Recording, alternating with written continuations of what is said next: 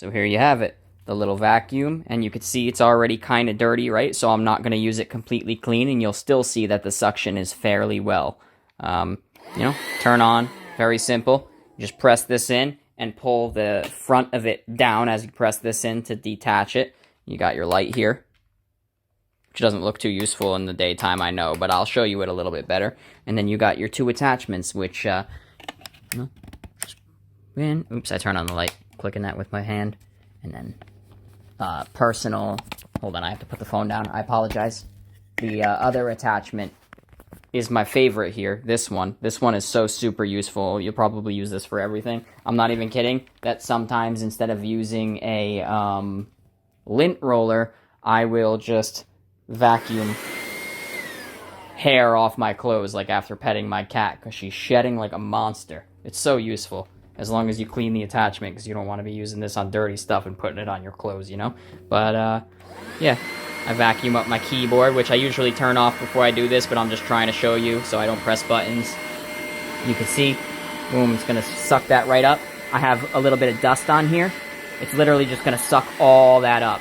And mind you, remember, that's funny, it just died. It died literally in the middle of me using it. So there you go. That's why some people complain about the battery, but I have not charged this thing in 5 days, and this was my 5th day using it. I already used it this morning.